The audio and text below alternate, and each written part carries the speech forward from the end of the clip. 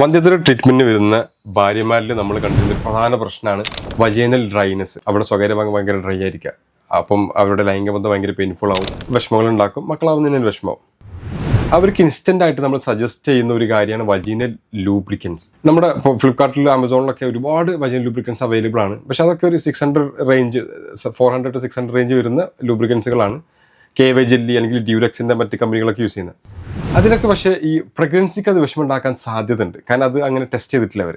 അത് സ്പേംസിനെ കില്ല് ചെയ്യുമോ, സ്പേംസിനെ അത് ബാധിക്കുമെന്ന് അവർ ടെസ്റ്റ് ചെയ്യാത്ത സാധനമാണ്. അപ്പോൾ നമുക്ക് സേഫായിട്ട് നിങ്ങൾക്ക് വേണ്ടി ഇത് യൂസ് ചെയ്യാമെന്ന് പറയാൻ പറ്റില്ല. അപ്പോൾ പ്രഗ്നൻ്റ് ആവാൻ കുറച്ചും കൂടി സ്പേംസിനും ബാക്കി വിഷമങ്ങൾ ഇല്ലാക്കാത്ത രീതിയിൽ അവൈലബിൾ ആയിട്ടുള്ള വാട്ടർ ബേസ്ഡ് ആയിട്ടുള്ള ലൂബ്രിക്കൻസിൻ്റെ കമ്പനി പേരുകൾ ഞാൻ ഇതിന് ക്യാപ്ഷനിൽ കൊടുക്കാം.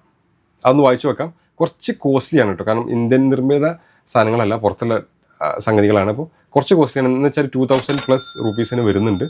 നിങ്ങൾക്ക് അതൊക്കെ അഫോർഡ് ചെയ്യാൻ പറ്റുമെങ്കിൽ ഒന്ന് വാങ്ങിയിട്ട് ഇത്തരം സിറ്റുവേഷൻസിൽ നിങ്ങൾക്ക് യൂസ് ചെയ്യാം. ഓക്കെ, എന്താണ് ഈ വജൈനൽ ഡ്രൈനസിന് യഥാർത്ഥ കാരണം എന്നുള്ളത് നോക്കി ട്രീറ്റ്മെൻറ്റ് എടുത്താലാണ് അതൊരു ശാശ്വത പരിഹാരം ആവുള്ളൂ. പുരുഷന്മാരിലെ ബലക്കുറവൊക്കെ പോലെ ഉള്ളൊരു അവസ്ഥയാണ് സ്ത്രീകളുടെ ഈ അവസ്ഥ എന്ന് നിങ്ങൾ മനസ്സിലാക്കി വെക്കുക.